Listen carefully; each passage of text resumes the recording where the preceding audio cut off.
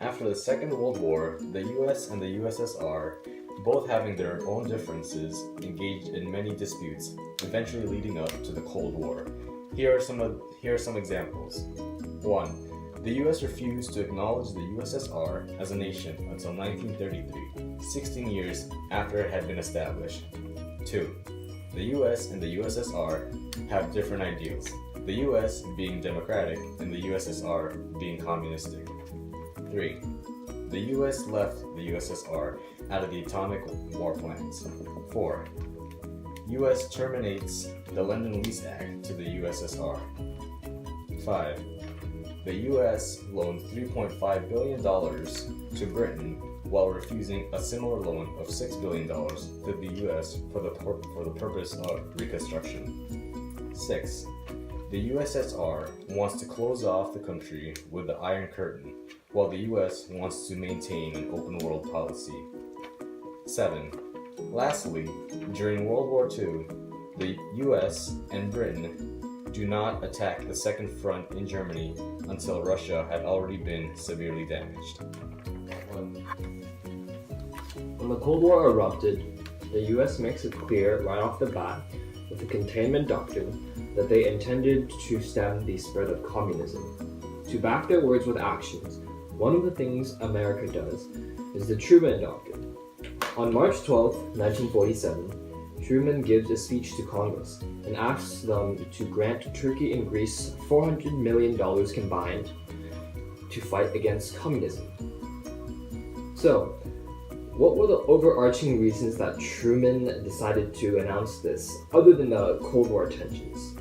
Well, earlier, the British had announced that they would stop giving financial aid to help Greece in their fight against communism.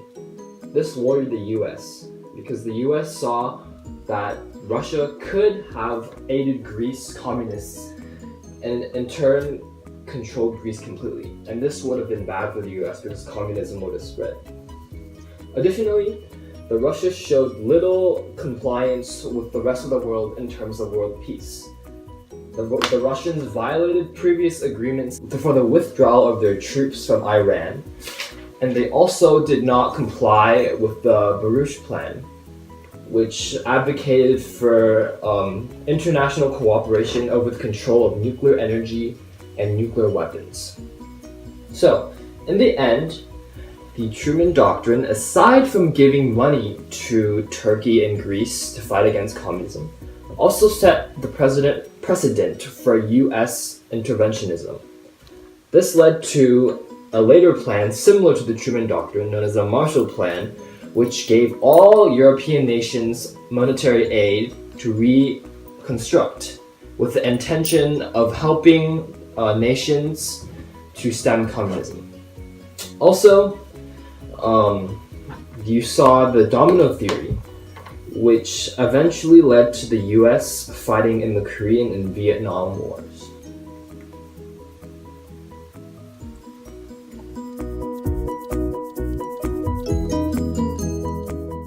During the Cold War, many countries had different perspectives on the conflict between the Soviet Union and the United States government. President Truman justified his doctrine on two grounds. Communist victory in Greece would endanger Turkey and lead to a political decline of stability in the Middle East. The US needed to help keep the freedom in Europe and help the people against totalitarian dictatorships, because totalitarianism would undermine the internal peace of the European countries and governments and eventually endanger the safety of the US itself. Stalin, however, did not see it this way. Not only did he not help the Greek communists, he also forced Yugoslavia to not do so as well. During a speech given by Vyshinsky, a Russian politician, at the UN General Assembly, he states that financial aid towards the European countries and Mideastern countries were being used as a political weapon towards the communist countries of the world.